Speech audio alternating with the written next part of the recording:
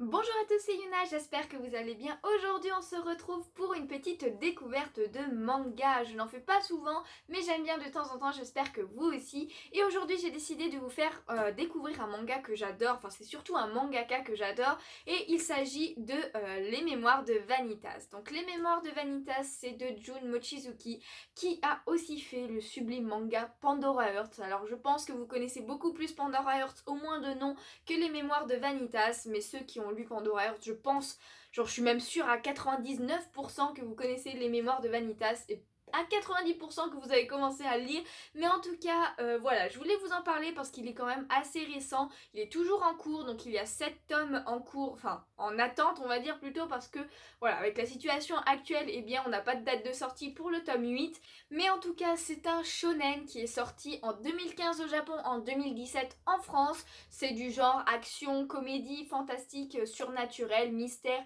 et un petit peu de romance aussi. Et pour info aussi, il existe un coffret qui regroupe le volume 1 et le volume 2. Donc si vous n'avez pas du tout acheté le manga et que vous comptez le faire, je vous conseille de prendre le coffret, comme ça au moins vous avez un petit plus, on va dire.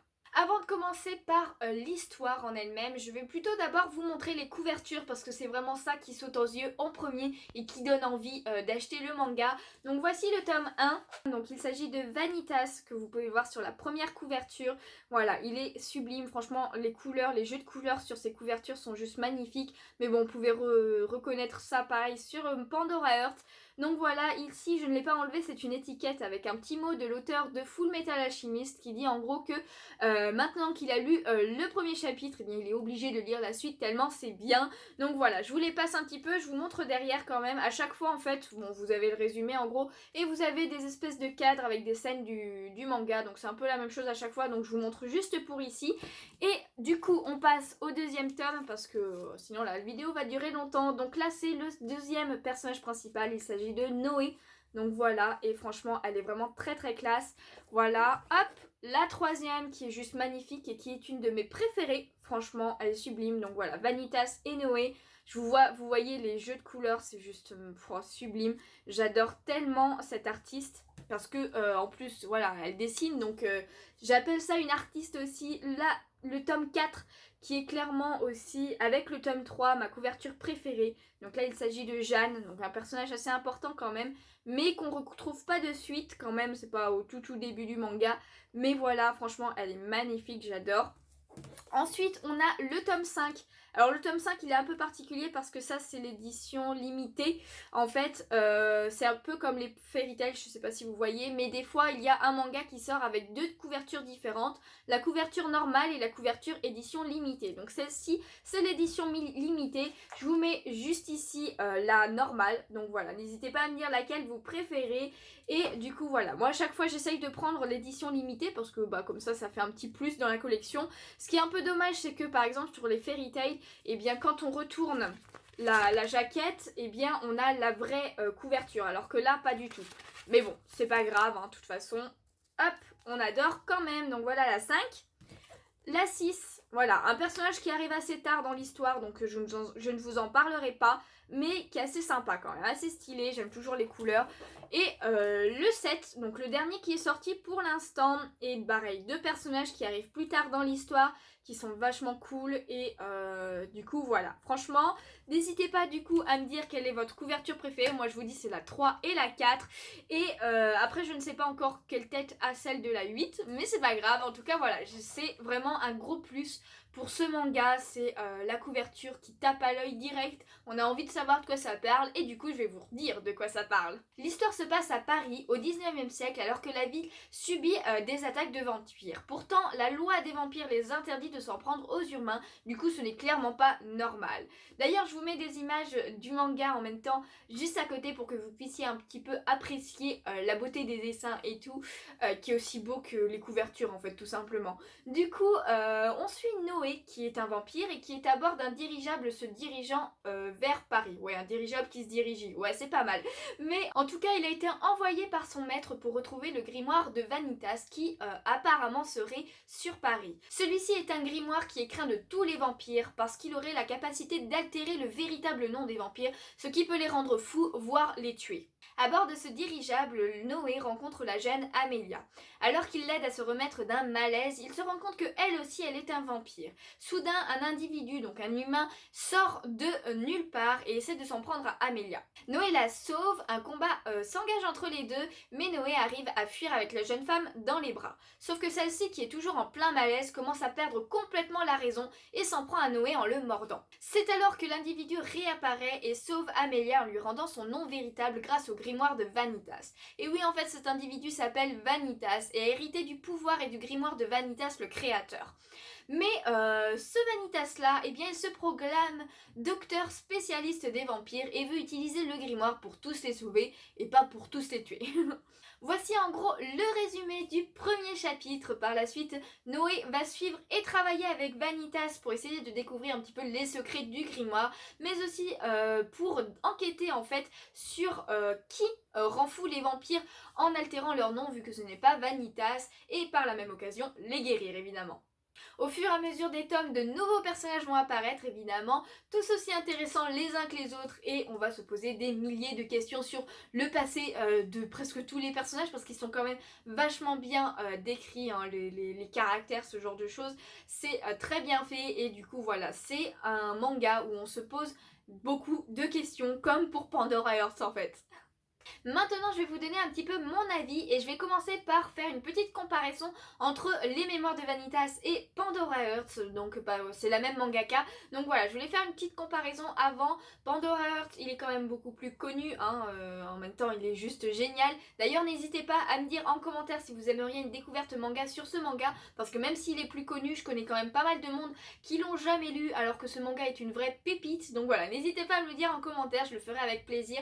Et du coup, alors je peux pas trop dire lequel est le mieux, lequel est le moins bien, parce que tout simplement les mémoires de Vanitas n'est pas encore fini, alors que Pandora Hearts, oui. Donc voilà, Pandora Hearts, l'histoire, l'intrigue et tout, tout est fini, alors qu'il reste encore plein de questions sur les mémoires de Vanitas, il y a encore plein de possibilités sur la suite des événements et tout, donc je peux pas trop comparer pour l'instant pour dire lequel est le mieux, mais au niveau que ce soit intrigue, que ce soit personnage et qualité des dessins évidemment, c'est la même qualité en fait, donc c'est vraiment l'histoire en elle-même qui va faire pencher la balance, on va dire, sur si on préfère les mémoires de Vanitas pour le côté vampire, on va dire, ou Pandora Hearts pour le côté Chain. Après, je dirais quand même qu'il y a un petit peu plus d'originalité sur Pandora Hearts pour l'instant, parce que voilà, l'univers de l'Abysse, des Chain et tout, seuls ceux qui ont lu comprendront, mais est quand même quelque chose de complètement inventé par l'auteur, alors que les vampires, voilà, c'est des créatures que tout le monde connaît, même si l'histoire n'est pas du tout est complètement inventée évidemment. Après voilà, comme je vous disais, un gros plus pour ce manga, c'est évidemment les dessins. Bon, j'en ai parlé, vous les avez vus un petit peu, ils sont juste sublimes. En plus, j'aimerais trop qu'ils fassent aussi un artbook de Les Mémoires de Vanitas, parce qu'il y en a un pour Pandora Hearts qui est juste magnifique. J'adore tellement ce style que j'aimerais trop, voilà, un artbook sur Les Mémoires de Vanitas. Après, je pense qu'il n'y a pas encore assez de tomes pour en faire un, mais quand ils en font un, et je l'espère, je le prendrai aussi. Parlons maintenant un petit peu de l'histoire. Alors bien que je ne sois pas ultra fan des vampires, même si j'aime bien de temps en temps, cette histoire de vampire est quand même assez prenante. En plus, le fait que ce soit un humain qui veuille sauver les vampires, ça change un peu et c'est plutôt sympa. Franchement, j'aime bien. Après, je ne peux pas vous en dire trop non plus parce que sinon je vais vous spoiler carrément, mais il y a de l'intrigue, il y a du suspense, il y a des moments de réflexion, des moments où il y a des révélations de ouf, mais aussi des moments super drôle avec le dessin qui va bien, franchement c'est juste génial. Il y a des moments où vous allez juste sourire de la situation et d'autres où vous allez vraiment être mort de rire, enfin en tout cas c'était mon cas. Un grand plus pour ce manga qu'il était aussi pour Pandora Hearts, c'est les personnages. La relation entre Noé et Vanitas est très complexe et évolue constamment en fait. Ils se détestent, ils se protègent et tout. Et bien qu'il y ait pas mal de fanfiction sur un chip entre deux, eh bien on sait très bien que ce qui les lie c'est l'amitié, même si au début hein, c'est pas vraiment ça. Mais au fur et à mesure c'est tout simplement l'amitié. C'est clairement pas un yaoi, hein. Faut pas croire, même si ce sont deux personnages principaux, il n'y aura pas d'amour entre eux, hein. C'est vraiment de l'amitié. Après il y a quand même un petit peu de romance dans ce manga avec le personnage de Jeanne que je vous ai montré tout à l'heure en couverture et qui est plutôt pas mal. Après c'est vraiment pas un manga où la romance est toujours là, c'est vraiment un petit peu de temps en temps et c'est ça qui rend bien et c'est comme en fait pour Pandora Hearts. En plus les caractères de Noé et Vanitas ne se ressemblent pas du tout en fait, ils sont vraiment assez opposés. Noé c'est vraiment quelqu'un de curieux et d'ailleurs qui se perd tout le temps, hein, petite référence à Zoro mais voilà ça fait des situations assez drôles aussi. Et Vanitas ça va être quelqu'un d'un peu plus sérieux même si un peu loufoque en fait, c'est sérieux, il y a des moments où il va être très sérieux, des moments où il va être très loufoque et c'est ça qui est plutôt pas mal, à faire des choses complètement un petit peu débiles même si il y a toujours une réflexion derrière en fait. Et puis Noé, même si c'est un vampire, eh bien il n'a aucun a priori entre les races, on va dire, de vampires et d'humains. Pour lui en fait c'est un peu comme si tout le monde était gentil de base et que tout le monde pouvait être gentil en fait. C'est un peu le naïf de l'histoire, on va pas se mentir.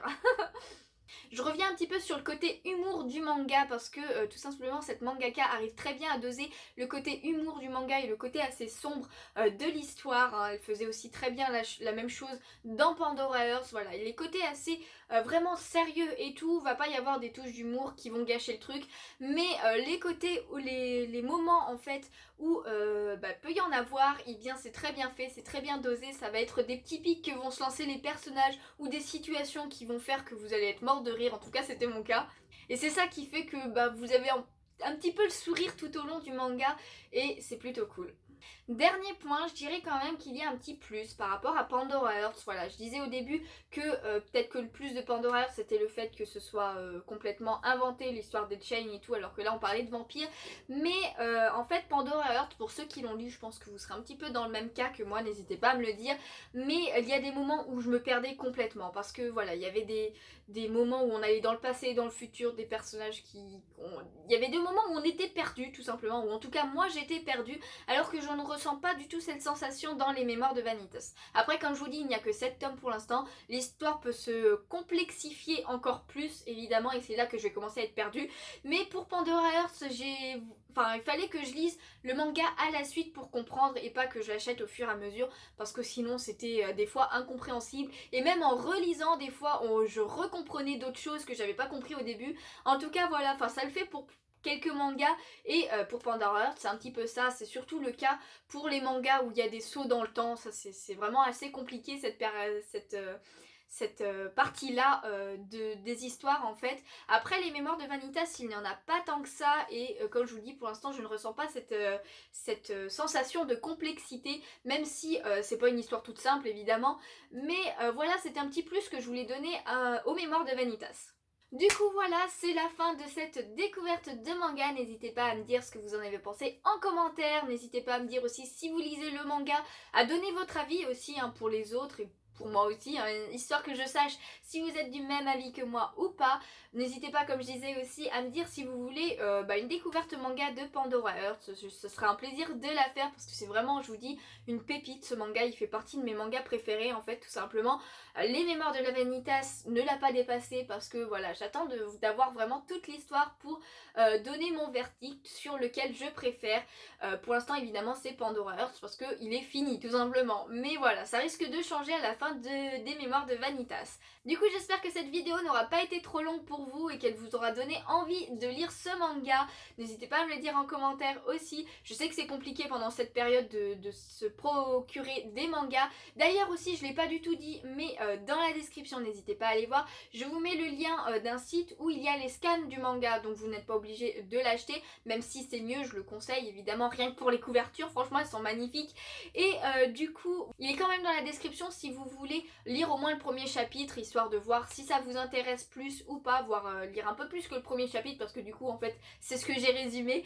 Mais en tout cas voilà, n'hésitez pas, c'est dans la description. Et du coup moi sur ce je vais tout simplement vous faire de gros bisous et je vous dis à bientôt, ciao ciao.